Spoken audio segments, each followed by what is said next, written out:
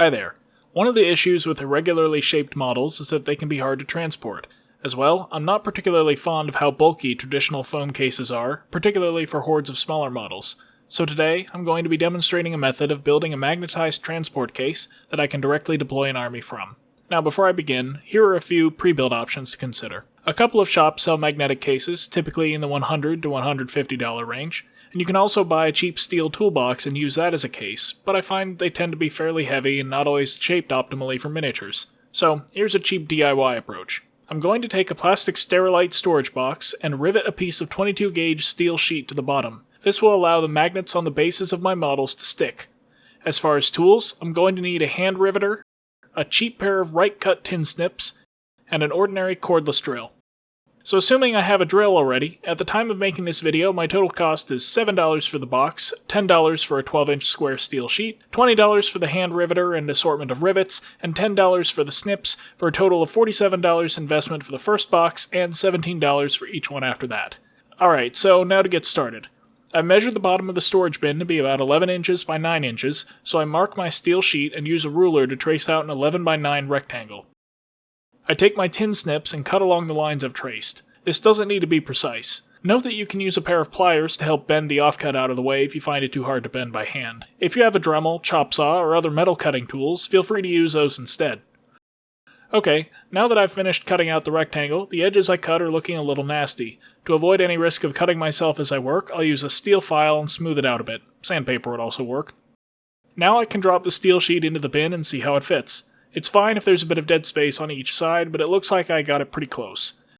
Next, I throw a piece of scrap under the box to protect my work surface, and chuck up a 1/8 inch drill bit in the cordless drill. I actually would normally use a drill press, but I'm assuming most of my viewers don't have one, so if you've got the hardware, go ahead and use that instead. Be sure to wear eye protection while drilling through metal. I position the steel sheet in the middle of the box, and drill in the corner about a 1/2 inch from the edge. Once the drill gets through the box, I insert a 1/8 inch by 1/4 inch rivet. This will help keep the sheet anchored to the box while I drill the other holes.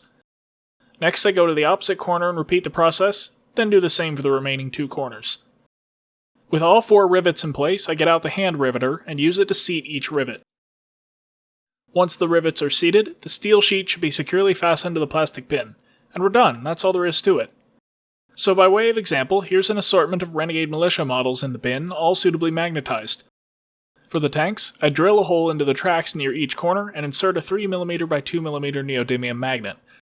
For the Ogrons, which are on 40mm bases, I use a 5x2 magnet in the base, and for basic infantry on 25mm bases, I use a 3x2 magnet.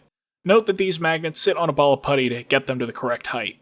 Now this container is excessively deep for basic infantry, so I also use another size from Sterilite, about 3.5 inches tall. You can see just how many Tyranid infantry models I'm able to cram into a single bin without worrying about them scraping on each other or sliding around. In fact, the Renegade Militia tanks will fit in this size, with the turrets removed. In the taller bin, I can then carry my monstrous creatures.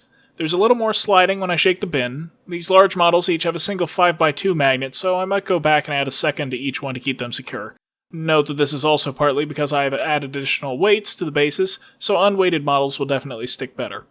But for the infantry, the magnet sizes I gave before are more than sufficient, even with the extra base weight, so I can now demonstrate the parlor trick of flipping my case upside down.